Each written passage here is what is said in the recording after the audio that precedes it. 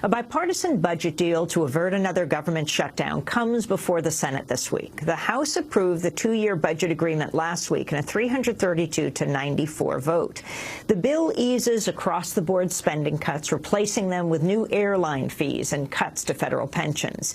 In a concession by Democrats, it does not extend unemployment benefits for 1.3 million people, which is set to expire this month. Republican Congressmember Paul Ryan and Democratic Senator Patty Murray called the deal a win for both sides. I think this agreement is a clear improvement on the status quo. This agreement makes sure that we don't have a government shutdown scenario in January. It makes sure that we don't have another government shutdown scenario in October. It makes sure that we don't lurch from crisis to crisis. Our deal puts jobs and economic growth first by rolling back sequestrations, harmful cuts to education and medical research and infrastructure investments and defense jobs for the next 2 years. That was Republican Congressmember Paul Ryan and Democratic Senator Patty Murray. The budget deal is being hailed as a breakthrough compromise for Democrats and Republicans, but not everyone supports it. Democratic Congressmember Mark Pocan of Wisconsin said in a statement, quote, "At the end of the day, the bill abandons 1.3 million Americans who are desperately in need of unemployment insurance and does nothing to promote economic growth or job creation. Furthermore, the legislation is paid for on the backs of the middle class and military families while not touching the wealthiest amongst us and allowing corporations to continue to benefit from tax loopholes," he said. Well, for more, we go to Rochester, New York, where we're joined by Cay Johnston, an investigative reporter who won a Pulitzer Prize when he was at the New York Times. He's currently a columnist for tax analysts and Al Jazeera, as well as a contributing editor at Newsweek. Cay Johnston, thanks so much for joining us. He's joining us from PBS station WXXI in Rochester. Talk about the deal. Well, this deal is actually, I think, a big win for the Paul Ryan Republicans. They will avoid the embarrassment, shame, and political damage of shutting down the government, and they will obtain this from the Democrats without, as Congressman Pocan pointed out in his statement, touching at all the major issues. The corporate loopholes aren't being closed. The tax avoidance techniques of billionaires who can legally live tax-free if they choose to are not being shut down. The hedge fund and private equity managers will continue to be advantaged. And we're going to kick 57,000 poor children out of Head Start, which means we're going to narrow their economic futures and make all of us worse off in the future. We're cutting $1.5 billion from medical research to save lives. Why? Because the very richest people in America, those who have benefited most from being in this market, don't want to pay for that kind of service. And by the way, being the War and Peace report, the Pentagon's getting an extra $20 billion out of this deal. We already spend 42% of all the money in the world on our military.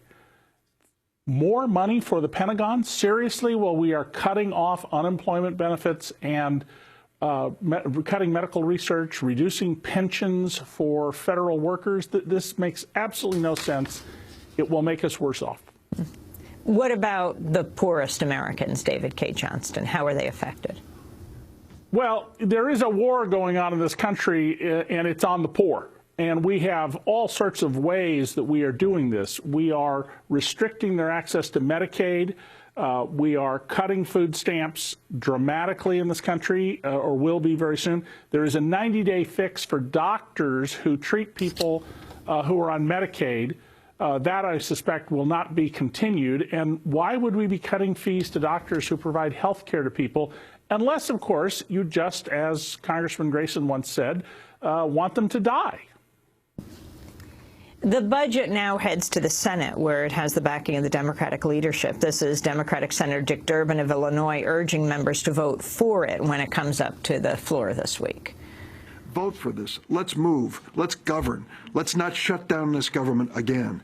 This is an opportunity. And with this opportunity, we can have a stronger national defense, a stronger country, and we can save the taxpayers' money. That's Democratic leader, Senator Dick Durbin. Well, stronger national defense. I'm sorry, what?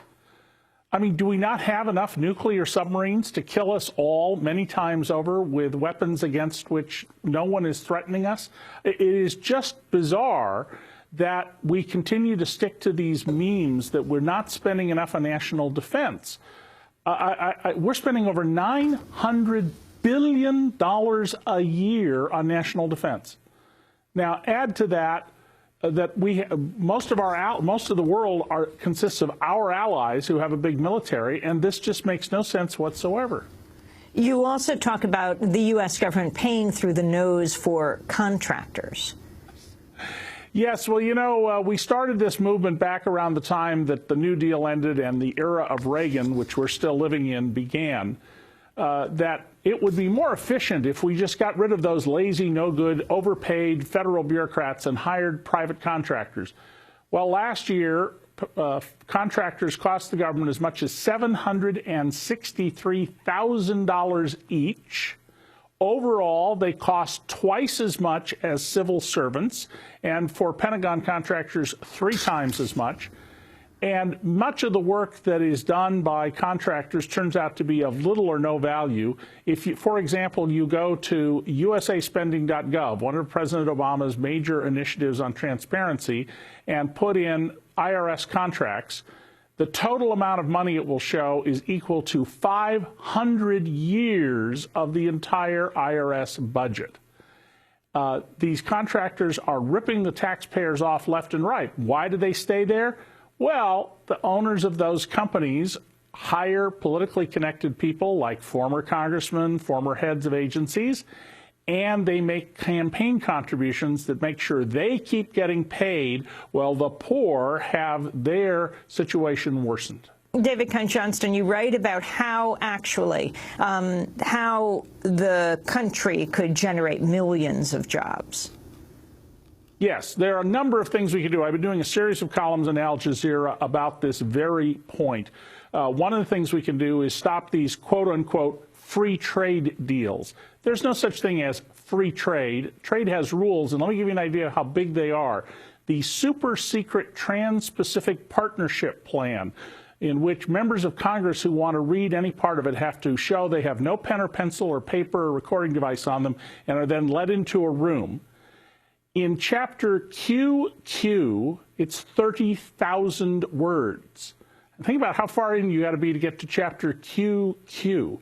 And these deals have resulted in every case in the destruction of American jobs.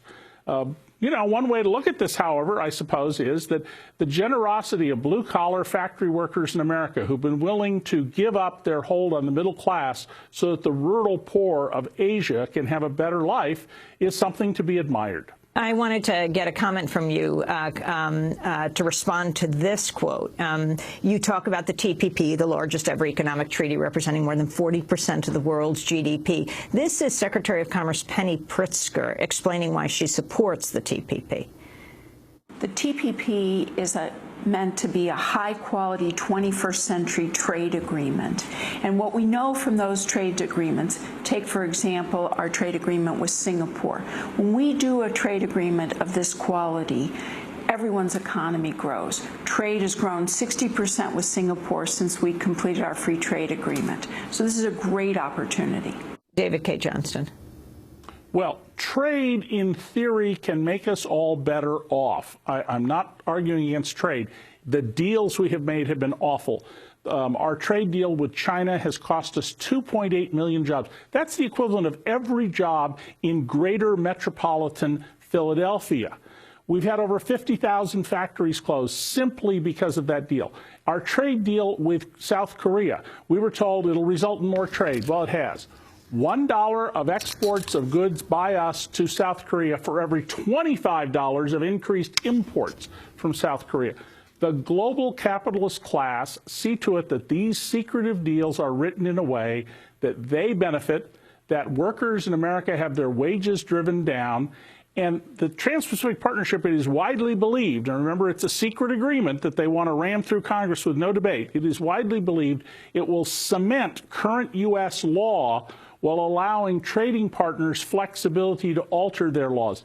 That's a prescription for absolute disaster. And by the way, Penny Pritzker is a queen of corporate welfare. That she is out promoting this, that she's Commerce Secretary, is itself astonishing given how much the operations that she owns have benefited and supped with a big spoon at the public trough.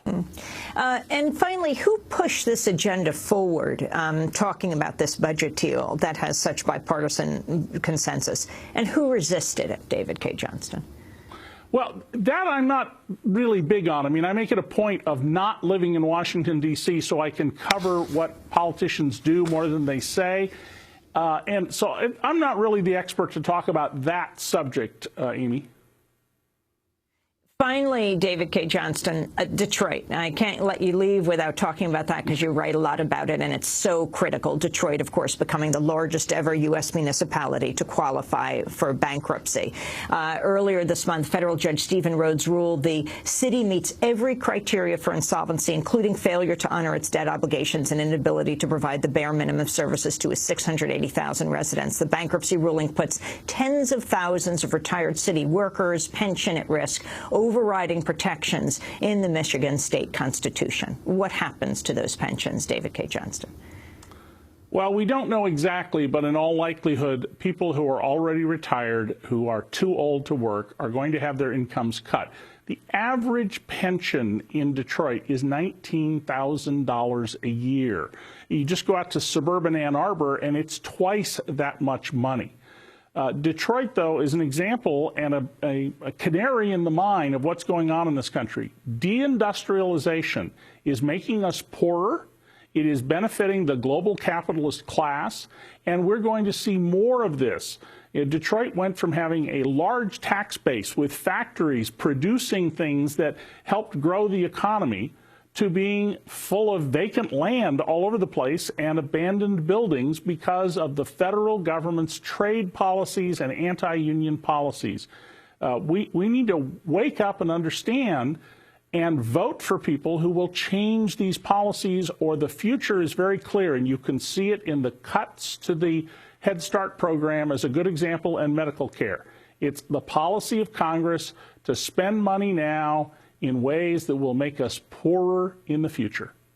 David Cay Johnston, thanks so much for joining us from WXXI, the PBS station in Rochester, New York. David Cay Johnston is a Pulitzer Prize-winning journalist, formerly with the New York Times, now writing for tax analysts and Al Jazeera, as well as a contributing editor at Newsweek. We'll link to your articles at democracynow.org.